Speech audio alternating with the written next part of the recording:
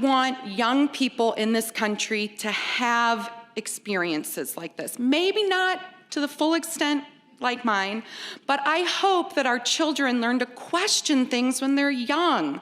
I want them to get out and explore the world. I want them to read books that shake their beliefs to their very core. I wish this for every single adolescent right now today.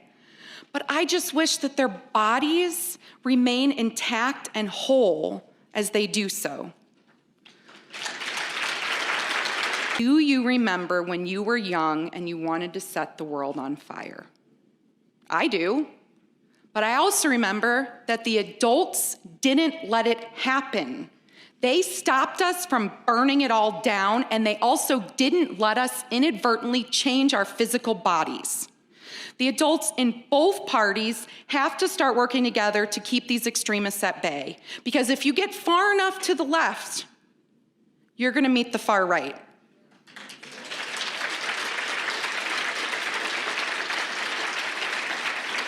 And that is why the center must hold.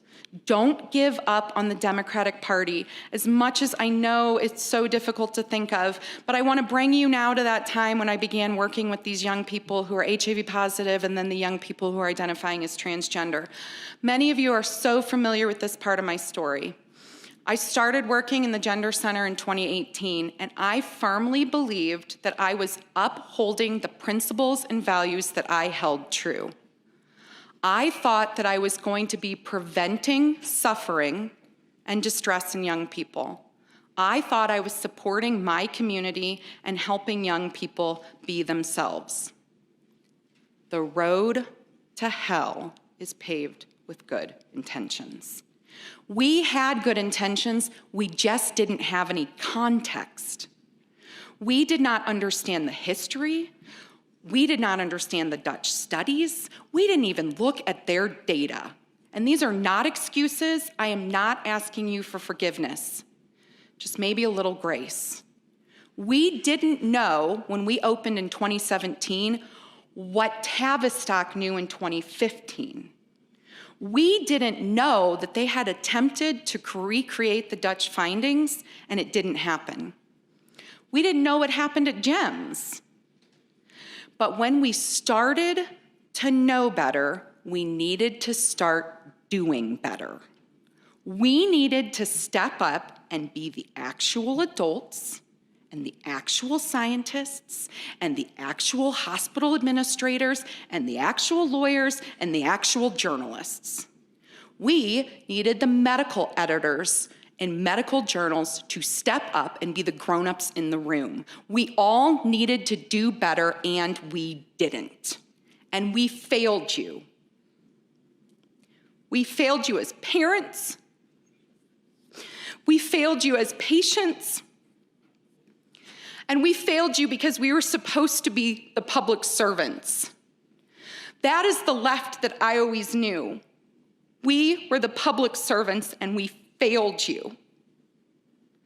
I knew better by about year 2, but I just couldn't grasp the extent at that time.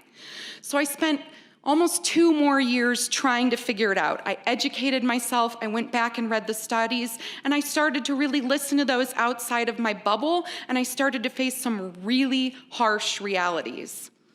And then I did go back to those core values that I grew up with as a young person. I did go back to my roots, and I regained that strength to look at the authors who are willing to ask the questions. And honestly, on some level, I went back to that anarchist punk kid that I knew, who is willing to question authority when authority is wrong. All of the whistleblowers from the gender industry that I know and respect also demonstrate the strength that it takes to acknowledge their own complicity in causing harm. And almost all of us are LGBT. As Utah Phillips said, following the path of least resistance is what makes a river crooked. The path of least resistance right now is very appealing for the left to stay on regarding youth gender medicine. Because the hard path, the path that will follow the science, would be to admit that the experiment conducted at the start was flawed.